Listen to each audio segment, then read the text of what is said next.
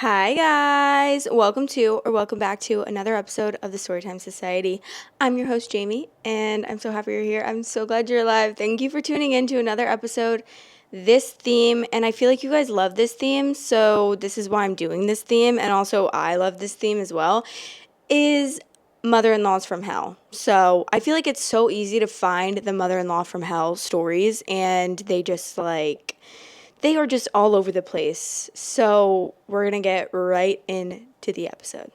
Okay, let's get started on the first story. The title of the first story is Am I the Asshole for telling my mother in law that she isn't allowed at our wedding ceremony if she can't accept the fact that my daughter will be the flower girl? I, 25 female, am marrying my high school sweetheart, 26 male. We decided to finally tie the knot after nearly 7 years of dating. I truly love him and thankfully get along with most of his family, except for his mom. She is continuously nagging at me for not giving her a grandson.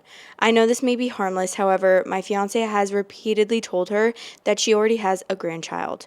My baby girl, 5 years old, she's my best friend's daughter. They sadly passed away, and she was my godchild, so it only felt right that I should take her in and bring her up in a way I knew her mother, my best friend, would want. Recently, we have begun getting bridesmaid dresses, etc. We both decided to make our newly found daughter a flower girl. She loves flowers, and this seemed like the perfect opportunity to help her feel like we take her as our own. At a recent family gathering, my fiance's mother has nonstop been horrible to my baby girl. Let's call her Ellie, saying things like, I simply don't understand why an adopted child should take the place of true blood, which simply made my blood boil, along with many other mean comments that she made. I pulled her to the side, asking her to tone down her comments, knowing how much this meant to Ellie. She kept saying I was being rude to my new family by making someone who, in her eyes, has nothing to do with me. I immediately snapped, feeling outraged by her comments. Ellie is my godchild, and I will always care and love her. She seemed hurt at my words, but I did not care. Immediately taking me and Ellie out of her house. When my fiance came home, he was confused as his mother had said I was being verbally abusive towards her and making threats. I did no such thing. Anyway, a few days passed and Ellie was upset as she noticed we hadn't seen her cousins who were staying with my fiance. Shoving all my anger up my arse, I finally decided to try to apologize and head to her house once more. All was fine until I heard a horrid scream. Rushing up the stairs, I saw Ellie crying while my mom's fiance was standing screaming at her while holding her teddy bear, which her mom made. They're inseparable, and I know how much that means to her. It's a struggle to even wash the teddy, and I immediately snapped once more at her. She stood embarrassed as the whole family had gathered. She then gained confidence, saying that she was upset that I had chosen fake blood over real blood. I think you can choose family and a friend can be better, real family, than your own. I was upset watching Ellie crying as my husband grabbed the toy, taking her away from the heated situation. I finally had enough, saying if she was so much of a problem with her being the flower girl, she might as well just skip the wedding and just join us for the reception. She began crying, and I did feel bad, but I was going to take back what was said. After leaving, the family has been telling my husband to tell me to apologize, and they aren't messaging me as what I said was harsh. I find that bogus, but whatever. Am I the asshole? Not the asshole. Because tell me why this girl's a literal bitch. Why not just accept this little girl, this precious little child that's done nothing wrong, that's 5 years old, that is a little baby, into your family? What's it to you? What's it to you? Because you didn't birth the child. Like, why do you think that your grandbaby needs to be like full? I don't understand. It makes no sense. And it obviously there's differences, okay? Yeah. They don't share the same blood. She didn't carry the baby, but that doesn't mean that you can't feel the same way about the child. That doesn't mean that you can't take her in as your own and feel just as much love for a little child that was your blood. Because what does blood do? What does blood have to do with it? It's not like blood is energetically sending signals. I'm so confused. Why? I don't understand. Just get to know this precious little girl And I'm sure you'll love her because she's literally an innocent little 5-year-old girl. What's your problem? Why are you actually miserable in life and scary, for that matter? Also, the poor little girl's parents died. That has to be one of the most traumatizing things ever. Okay, let's read some of the comments. Not the asshole, and I hope your fiance has your back on this one. I feel sorry for your daughter. When you and your fiance have children together, it's clear his family is going to treat her even worse. Honestly, you can't shelter a child from this sort of favoritism unless you completely cut contact, because the favoritism will leak through somehow, either through what they say, the gifts they give, the events they attend, they choose to attend, etc. She's already shown that she's willing to abuse a 5-year-old girl who lost her parents. She isn't going to do better. If anything, she'll just get better at hiding it from you, not the kids. And it isn't just the relationship with the grandma that will suffer. Your relationship will suffer when she realizes you aren't willing to protect her. Her relationship with future siblings will suffer. Favoritism from my grandma toward my sister seriously affected our relationship for years because I resented her, and it wasn't even her fault. If your fiance is not willing to go to the extreme of cutting contact, this is going to doom your relationship with your daughter. Either commit to no contact completely, or don't submit your daughter to this and break up. Seriously. I honestly do agree with that. I really do, because I don't really see what you can do other than if you can get through to these people, but it doesn't seem like these people are going to be able to understand and also make the changes to like represent that they understand, because even if they say that they understand, who's to say that they're not going to still show favoritism and still be like rude to her in a way that is more passive, and it can't be like directly this is what she said, but it still ends up hurting and making an impact in the long run. I don't know if that makes sense, but someone else said, my in-laws have always treated my son as less than because he isn't biologically their sons, despite having been together since our boys were 5, 6, and 7. Fast forward 22 years and my father-in-law just died. My mother-in-law literally asked when we told them we were coming, why is my son going? I can promise you this will always be horrible and never get better. These people don't know how to be human. That's disgusting. Ew. That's actually so... Someone said cancel the wedding if he doesn't have your back. Honestly, though, because you should both... He should also obviously be the dad to this child. Like, so he should feel just as much as you do towards that child being treated properly. Someone said, if your fiance isn't 100% backing you up on this, don't get married. Ellie is your daughter, full stop. And if anyone says she isn't your real daughter or mentions true blood or real blood again, go no contact with them. Ellie has already been through enough. It's time for Mama Bear mode. And then OP said, that's what I'm debating. I'm not sure what to do. I think I should delay the wedding, but then again, I don't know if that's over the top. Well, I don't know, because I don't really see much about how her fiance is reacting or if he's supporting or not. But I'm assuming that he's not being that supportive because she's not really mentioning that. And he should be equally as livid about the situation as she is. Okay, the title of the next story is, am I the asshole for telling my future mother-in-law that she will be escorted out of my wedding if she tries to have a mother-son dance? My fiance and I are due to get married in September 2026. From the moment we got engaged, his mother has insisted that she will be having a choreographed dance with him at our wedding. His mom is a self-proclaimed main character and has even joked that she should be allowed to wear white, as she is the mother of the groom. His mom is very kind money-wise to her children and has paid large sums of his siblings' weddings and would not make a difference here with ours.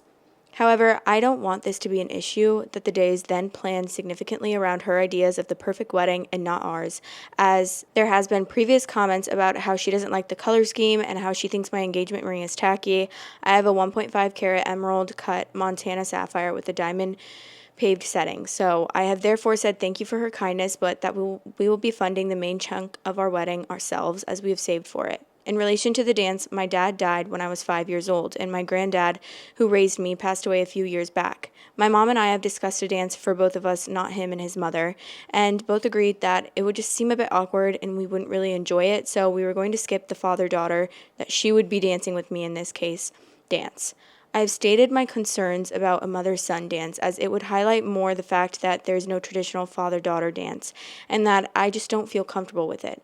His mother has blown up saying I will be ruining the day for the whole family by not allowing it and has stated that she will be pulling everyone off the dance floor for this dance regardless. I have therefore now told her that if that is the case, she will then be escorted from the venue before the dance begins. Edit. Sorry, first time using this, so didn't think to give details on fiance. Yes, I'm definitely the asshole for leaving his opinion out of this post. He doesn't want a first dance, never mind a choreographed dance. He laughed the first time it was mentioned about the mother-son dance and said not a chance, but she was insisting on it. He has agreed on a very short 1-minute first dance where the bridal party will join after a slight sway to our favorite song, as dancing in general just makes him uncomfortable. I had always stated before the engagement that I didn't like the dances, and he had stated that he'd only agree to a very short first dance after a number of drinks because he hates them. We've always been on the same page for that. I will also add that my fiancé wanted a destination wedding with a small number of guests, which I was quite happy to do as it would be very personal to us, and this was completely taken off the table as his mom had a list of 60 guests of her own that absolutely had to attend as they were extended family. Well, the first mistake you're making here is letting her have any say whatsoever. It's a hard stop as soon as you suggest anything. Sorry, no, this is, and you don't even have to be rude about it the first time. You can be, she says, oh, well, I have 60 people that need to attend this wedding. You say, well, then no, sorry. I was trying to say something nice and I'm like being a bitch. I was going to be a bitch. Be like, I'm sorry, but this is who I want to invite and I don't feel the need to invite those people. And this is what we want. This is our wedding. So I hope that you can respect that, but these are our boundaries. And if she keeps butting in moving forward and she just keeps on and keeps on and keeps on doing it, keep on saying, keep on enforcing your boundaries and saying that's not happening. That's not happening. And be like, you'll definitely have to get mad at it and mad at her and be a bitch at a certain point after she just keeps because I'm sure she wouldn't respect your boundaries. But if she didn't, you would definitely just have to end up being like, if you can't respect our boundaries, you will not be attending the wedding. That's what I would do because that's ridiculous. Yeah, it's so annoying to have to go through that and to have to enforce harsh boundaries like that. That's it's terrible. I don't want to be put in that situation ever. But if I were to have a mother-in-law that were acting this out of hand and just absolutely being a literal drill sergeant about my wedding, that, mind you, they are paying for this full wedding. Obviously, yeah, she offered to help, but they don't want her to have a say, so they're not letting her pay for the wedding. So do what you want. You should have just done the destination wedding, and you should have just invited the people to the destination wedding that you wanted to. And then what's the mom gonna do? Invite 60 more people? No. Because you're the one planning it and you're the one in charge of everything. You get to decide, and letting her sorry, why am I mad? Sorry, why am I mad? I literally want to yell at this mother-in-law and be like, I want to stick up for them against this mother-in-law because this would never fly with me. It would just never fly with me. And I understand that it's hard because obviously it's your mother-in-law. But she's bonkers. She is bonkers. Okay. Lord, let's read some comments and see what other people are saying because I'm just annoyed that they're not setting their boundaries with this mom and they're not please, for the love of God, shut the fuck up, to be honest. Okay. Someone said, as it stands, and I'm assuming this is before the edited. I'm not really sure. Oh, okay, wait. Never mind. I'm going to read the edited version instead because this is just pointless. I'm going to go with not the asshole now. They both seem to be on the same page and have you seem to have been happy with his suggestion, and looks like fiance tried to compromise with his mother by giving shorter dance. I, for one, hate dances, also so completely understand this. Definitely fiance should now put his foot down, and why on earth would she get to invite people? I'll never know. Apologies for my first response. This is how much people can read something into nothing when lack of context. Someone said, no, it's worse. The fiance compromised with OP about their dance. He isn't even planning on doing a full in the spotlight dance with his new wife, but his mom still somehow expected him to do a full mother-son dance with her. Irregardless of whether she actually knows that plan, she should know her own son well enough to know that he's not comfortable dancing in front of other people and that this would only add stress to him on his wedding day. She's not at all thinking about how it would do nothing but upset both the bride and the groom, as she's clearly confused about whose happiness this wedding is supposed to be about. How do people deal with this type of family member? How?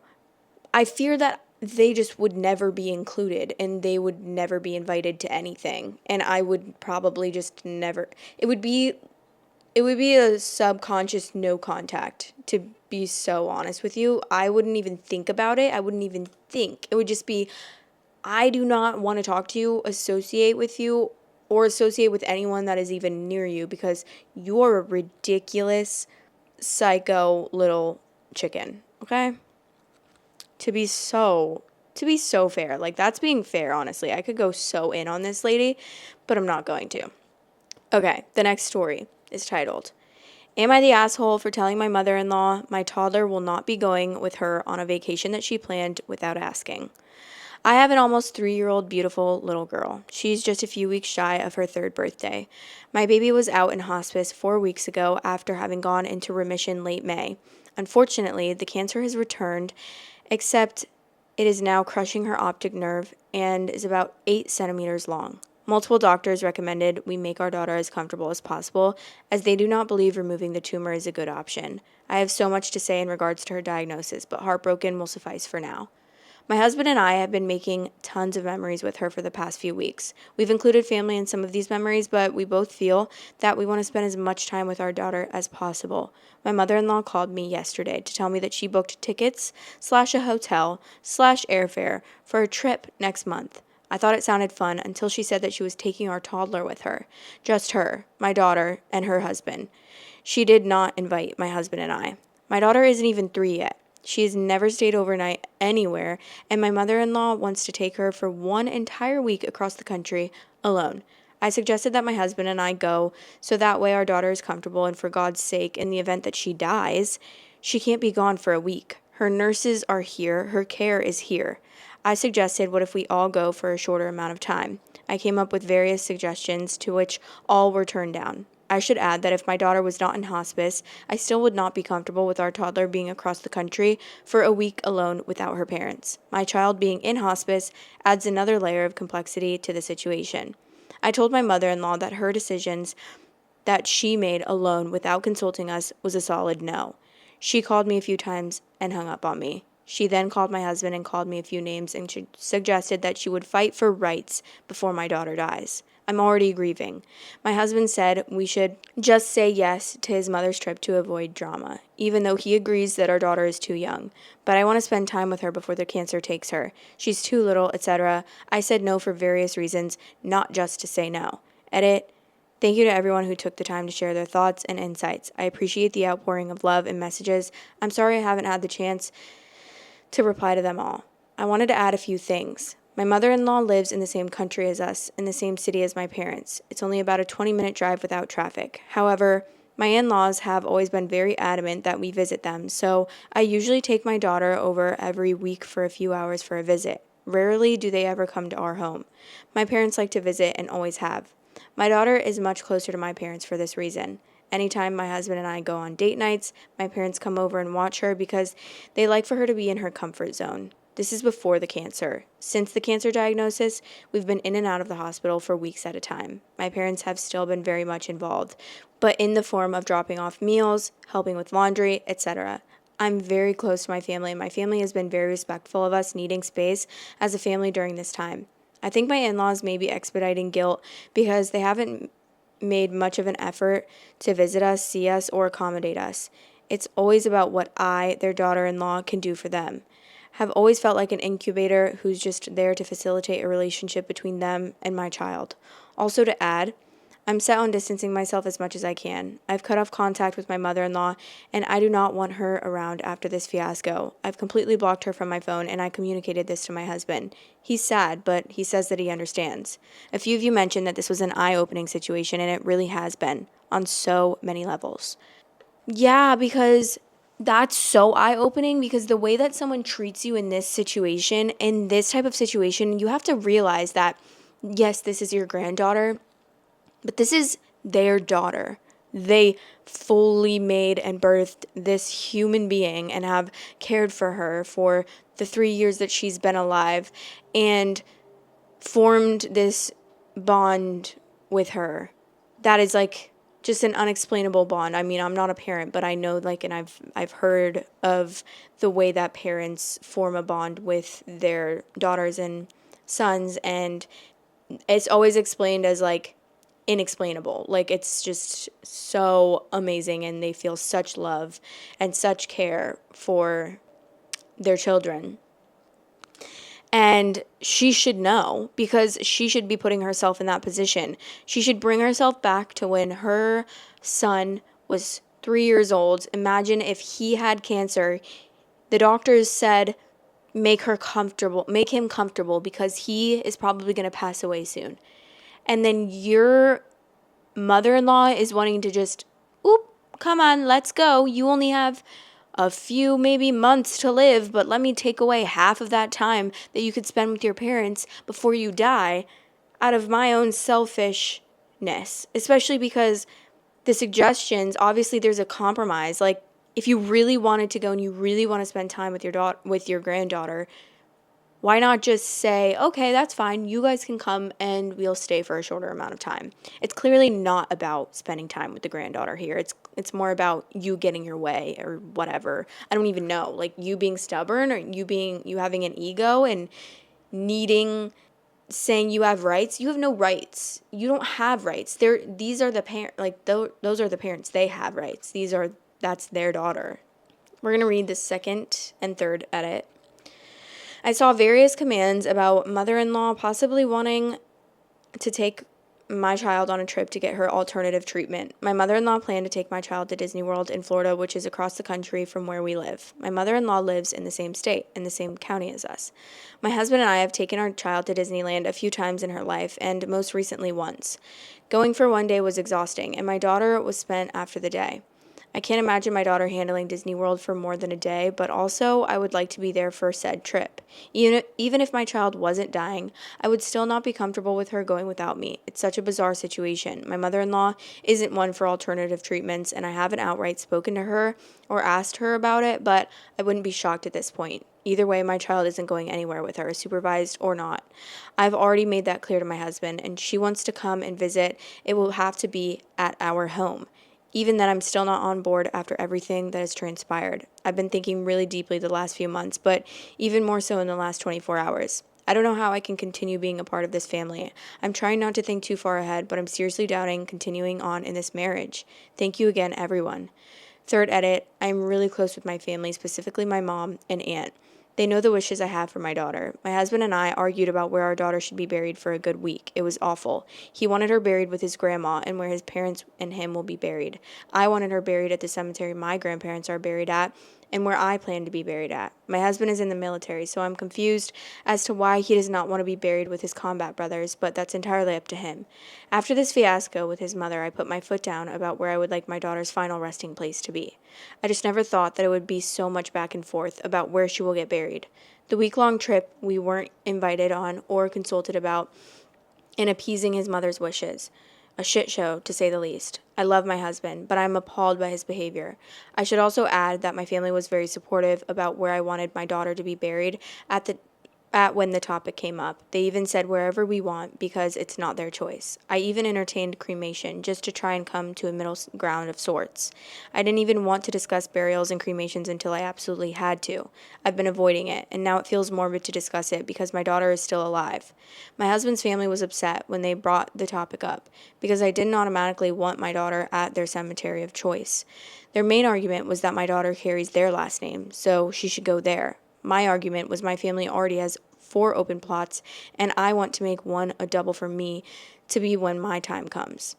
I'm even exhausted just writing this because this is my life and it shouldn't be. We should be a team, united in grief. And now I feel like all I have is my baby and my family to hold me up. I'm changing her last name then, so you can shut up about it. Because what does the last name have to do with it? Like, yeah, we decided to give her that last name, but guess what?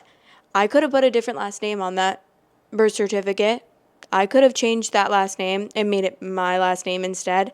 So you can actually shove it up your ass. Like, genuinely, I would be the same way. I would be so over it. And so, because you're going through so much, you're grieving a literal child before she even is dead. She's still alive, and you're grieving and planning her funeral, which has to be one of the most morbid feelings and one of the most terrible feelings in the world. Like, I can't even imagine that, because I'm sure you feel guilty. Like, why am I planning her funeral? Well, I have to plan it. Why am I planning where she's going to be buried? Because she's still alive, and I should be focusing on her being alive. But like, you kind of have to. You have to be thinking about that. She might be passing. You don't even know when she's going to pass. She could pass tomorrow. She could pass in 2 weeks. I don't even know. Like, that's just, there's so much on your plate. And for anyone, and especially your family members, to be adding on to that kind of stress and adding on to that kind of grief when they already know what you're going through, and they have to understand how hard that has to be.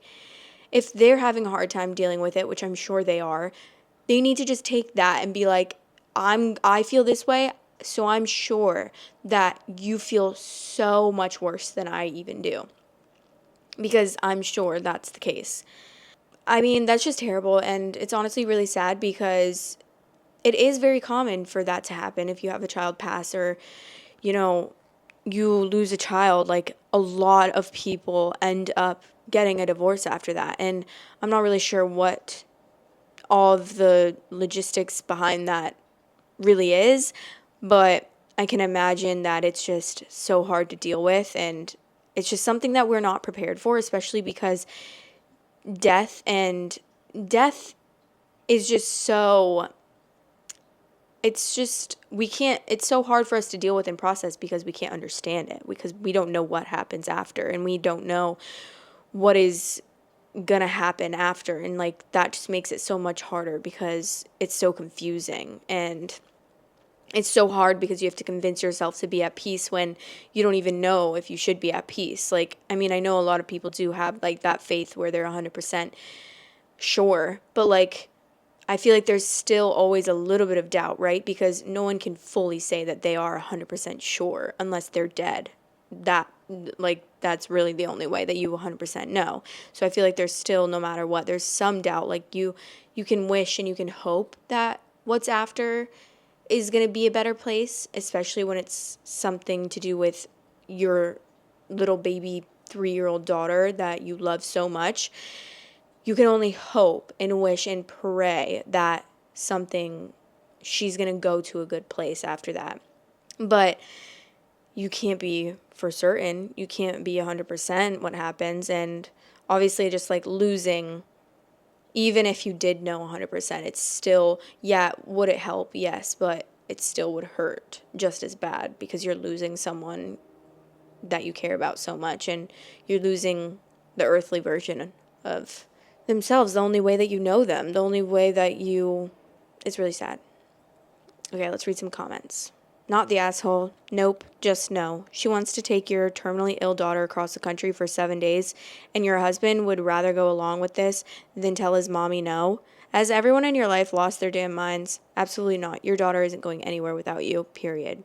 I would never be able to forgive myself if something happened to my daughter while she was gone, if I were in that situation. OP, your husband is being ridiculous by even suggesting that you go along with this, and this is your child, and no one should feel entitled to take her for that amount of time when she is already on hospice. Your mother-in-law is insane.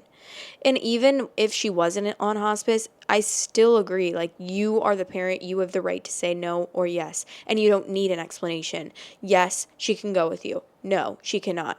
That's the final answer. There doesn't need to be an explanation. There really doesn't.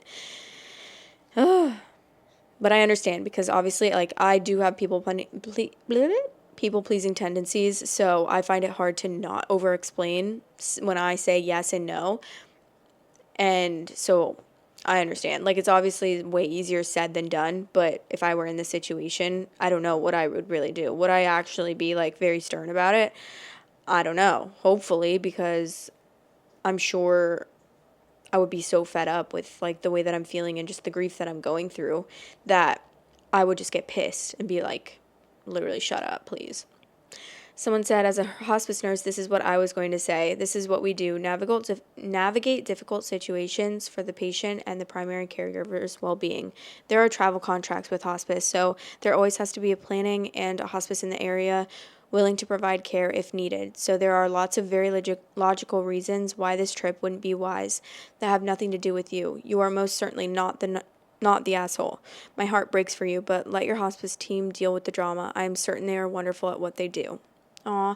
And you know what I just realized is that my mom was a hospice nurse, and I can't even imagine. Oh my God, she never had like a little child like that, but she did have like younger patients at times. Like, she had a really, really strong relationship with one of them that he was like 35, and he had brain cancer, and he had like, I don't even know. He had so much of his brain removed, and he barely had any of it left at the end, but she is an angel, and I can't even imagine having to like deal with that as the nurse as well, because that's just like, especially because it's not like it's just one person. It's multiple people that are dying that you have to take care of. That is like so heavy. OP said, thank you for this. Our nurses told my husband and I this exact thing. The logistics are very complex. Aside from the care that my daughter needs and receives daily, it is dangerous to fly at high altitudes given the placement of her tumor. The tumor is sitting along, crushing her optic nerve. I don't think there was good intentions. I think the mother-in-law has lost it, and she wants to run away with my child. I've cut off all contact with her. Good. Yeah, what the hell? She probably does want to run away with your child and never give her back, which is crazy. Because clearly she's losing her mind. It's really sad that they're like arguing over like things, the burial and stuff. That's so sad. And I can understand where she's coming from. And I can understand where he's coming from as well. But I think that his family butting in and trying to make the decision as well just makes you even more mad about it. Because be quiet. This is between me and this is between my husband. And you don't need. Also, it's interesting to me that the husband wouldn't want to be buried with the mom, like his wife. I would want to be buried with my husband over my parents. Is that mean to say? I don't know. I love my parents. Love them to death. Ooh, no pun intended. But, I mean, does it really? Well, I guess to some people it does matter. It does matter. Oh my God. For the love of God. It matters where her daughter's born. I was more saying, like, does it really matter where I'm born? Because born. What? I mean, buried. It doesn't really matter where I'm buried. Like, I really don't care, actually. Because I'm not going to know. Am I? I don't know. Who knows? But who cares? I feel like once my soul has exited my body, it's just a sack of bones. And that's just a personal thing. I'm not saying everyone else. I'm not saying everyone else's bodies are just sacks of bones after dying. But I'm just saying, for me personally, I don't really care. I've hated this body for 26 years. Just kidding. Actually, though, I really have. Love and a hate relationship. You know, it's a mental thing. It's a mental battle every day. I'm actually getting better with that, honestly. I really am. I've been so much better lately, especially on my health journey that I've been on, and I'm so proud of myself for it because I couldn't ask for more, to be honest, but I'm still like in the thick of it, and once I've reached my goals, then I can truly assess where I'm at. You know, I can truly assess if I'm healthy after that, because it's the losing weight that's the easy part. It's the after that's the hard part, because then it's the mental game of being nervous that you're going to gain it back, and then the way that you deal with that. So I'll let you guys know, but hopefully I'm going to be a little bit better about it this time and healed, because I am doing it in a very healthy way. I'm losing weight in a very healthy way. So that's the first step, right? Right. But anyways, bless them.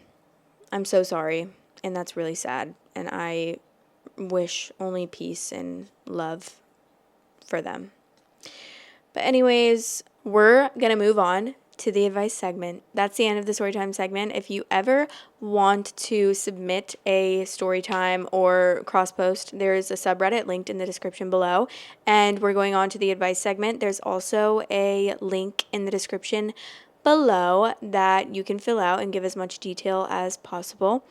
This advice is hello. I don't know what's wrong with me. So, our friend group consisted of 6 people, 3 couples, all 17 years old. Fake names for privacy. Me and my boyfriend, M, my friend Ashley, and her boyfriend Ash, and another close friend, Addie, and her boyfriend Adam. We were inseparable, like family. We all had long-distance relationships, but met during holidays and special occasions, spending every chance we could together. About 2 months ago, Addie and Adam's relationship got exposed at Addie's house, which caused some issues with her strict parents. We supported them, covered for them, made excuses, even risked a lot just to help them meet. Addie would call me, asking me to travel 2 to 3 hours by bus to her house so we could figure things out. I even cried to her parents, begging them to let her come out with me, only for her to later lie and act like she didn't want to go out in the first place, just to manipulate her parents into letting her. Deep down, I felt used because I cared for my friends and I went along with it. A few days ago, we finally had a chance to meet and spend time together, so we planned a camping trip. The night before, Ashley, Addie, and I decided to have girls' night while getting ready. For some backstory, Addie and Adam got together partly because of us. I did encourage her, reassured her, and convinced her it was her choice. Wait, sorry. I think I might have read that wrong. No, I didn't. Addie didn't have the best reputation before she met us because she would talk to a lot of guys and people would spread rumors about her. But after she joined our group, we tried to guide her, thinking that she had changed. She always had this fake persona and constantly brushing off serious topics with a smile, but we ignored the red flags. During the camping trip, Addie and Adam were acting weird, but we didn't push them. They eventually went to the car, saying that they were tired and would come back soon. We called them, knocked on the car, no response, so we let them be and spent the night enjoying ourselves. The next morning, things were even weirder. They barely spoke to us. Adam left early, and the rest of us drove back together. The car ride was awkward, and Addie didn't say a word. When we got to my house and started unpacking, and Addie used Ashley's Instagram to log in and text Adam since her own phone was confiscated by her parents. While she was in the bathroom, a notification popped up from Adam saying, "Go back home. Stop staying at theirs. Stop hanging out with them." Something like that. Ashley and I were shocked but acted like we didn't see anything. When Addie came back, she quickly realized we had seen it, but made an excuse and changed the topic. I confronted her directly, asking if there was an issue between us, but she denied everything, acting all sweet and cuddly. Ashley and I knew something was up. Later that night, we called Adam and asked if he had any problems with us, but he also denied it and changed the subject. This wasn't the first time. Both Addie and Adam had a habit of dodging conversations and manipulating situations to avoid confrontation. A few weeks later, we tried talking to Addie again, and she brushed it off, saying Adam was just stressed and sometimes toxic. But based on the texts we saw, she was just as bad. At that point, we decided we were done meddling in their relationship.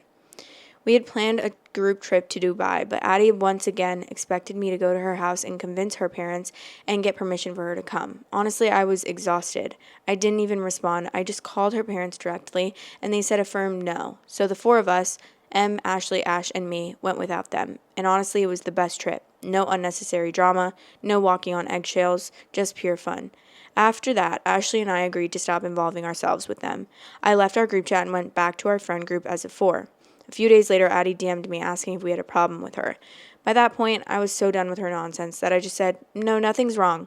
Just focus on your studies and exams." I was lucky that I didn't have to see her again, since we did go to different schools. But Ashley still had to deal with her 6 days a week.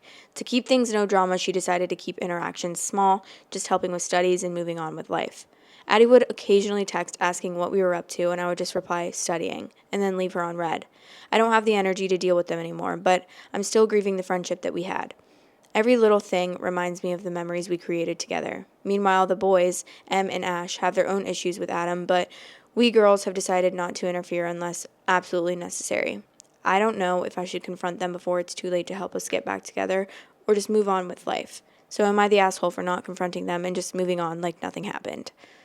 I think that you're not the asshole. I think that you can totally move on. And if anything, it seems like it's just a friendship that's going to fizzle out, because it seems like she also isn't really trying to be friends that much. And I don't think that you need to go out of your way to try to keep a friendship intact if the person on the other end of the friendship isn't doing anything to make the effort to do that as well. And it seems like she's the one who started all these problems for no reason. Since I'm not really sure what the problems were, obviously, like, she didn't even tell you guys what was going on, but it seems like she's just a little bit involved in something right now, and maybe her head is in a different place since she's in this relationship with Adam. And I'm not really sure if, I don't know, it's obviously not the healthiest relationship, but you really can't do anything about that. Like, if she is choosing to stay in that relationship, then all that you can do, is affirm that is like a toxic relationship, and that you would support her if she were to want to get out of that relationship. Because I don't know, you don't really know what's going on behind closed doors, if it's more toxic and if he's like abusive or something. I don't know. But I think that it's fine, and I think that you should just keep, focusing on yourself and focusing on your relationship and the friendships that you do have. And if she wants to be friends and she wants to make up with you guys, then she can come to you and she can explain what happened and why this all went south. Because clearly the root cause of it was something that she and her boyfriend did. So I don't think that that's your responsibility at all to solve that problem. So I hope that helped. I am gonna just chat with you guys a little bit before signing off, and also thank you so much for submitting the advice. I love when you guys submit, so thank you guys all for submitting and giving me the time of day to maybe or maybe not help you with your problems, because I try my best, but I know that I'm not a therapist. I'm not a clinical psychiatrist. I don't know. But anyways, let me know if you can tell that I'm running on empty, because I haven't had any coffee today. Actually, I have, but decaf. I had decaf coffee this morning, and let me tell you, I feel like a completely different person, and not in a good way. Okay? I took Advil because, yes, a headache is coming on. I also had to take about like a 35-minute power nap. But guys, this clearly isn't good if this is how my body is reacting to not having caffeine for one singular day. So I'm going to try to go the next few days without caffeine. No caffeine, no caffeinated beverages, and I'm going to see if I can kind of like detox it out of my system and then just have it once in a while, like maybe on the weekends, but mostly try to drink decaf from now on. Because I want to have energy. I want to have natural energy. I want to have naturally produced energy that a 26-year-old body should be able to naturally produce. I don't want to be tired. I literally get so tired by like 11 a.m. and it's like, oh, okay, night. Bye, Grandma. Why are you tired? It's literally 11 a.m. You've been awake for 4 hours at that point. Calm down. So, yeah. The only problem is that I also really like pop, and I also really like matcha, and every single drink that I like is caffeinated. It's a caffeinated beverage. So, we're going to try. Because also, I would love for caffeine to be able to affect me, but unfortunately, it just keeps me at like a neutral, normal human position. You know what I mean? Like, usually, it's supposed to be like, you're here, you're at a neutral human position, of energy, if that makes sense. And then when you drink caffeine, you're here, you're up, and you're stuck, and you have energy, and you're going crazy. Me? I'm down here. I'm below the neutral human position. And once I have caffeine, I'm at the neutral human position. But I want to be up. So let's hope that this works. But we got beans for our espresso machine, decaf beans. So it's been nice because it's no different. It's no different tasting. It tastes the same. My lattes in the morning are just as yummy and delicioso. And the only difference is that I am not getting energy from it. But yeah, I've like talked about this a lot before, and I feel like I usually get comments saying that like I have a caffeine intolerance or something because of how long I've been drinking coffee and how much I drink caffeine and stuff, and I don't want to have that anymore. I'm doing better for myself, okay? We're up, and I forget what I was going to say, but if you get it, you got it. But anyways, that's all I really had to update you guys on. I have nothing more to say to you. And if you guys ever have any questions, just leave it in the comments below. Let me know, because I'll update you. But really, nothing's going on in my life other than just living life on the daily and loving it. But I hope that you guys enjoyed this episode. Please let me know what you thought about all the stories in the comments. And if you haven't already, press the subscribe button. Please, thank you so much. And press the like button. And also, please rate 5 stars on Spotify. It's in the link below in the description under this video. And if you're on Spotify, if you're listening to this on Spotify, please rate me 5 stars because I love you so much. And it really helps me. And I was just looking at my ratings the other day and it was like 4.2 or 4.3. And I was really sad because I was like, wait, why do I have 4.2 or 4.3? And I had 41 reviews. And I'm like, hi, hello, please. I think I deserve at least a 4.5. I'm not going to say I'm a 5. I'm not perfect. But like, come on. Give your mama a little credit here. Okay. Anyways, I love you guys, and I'll talk to you in the next episode. Bye. Love you guys. Thanks for watching. Please like, comment, and subscribe.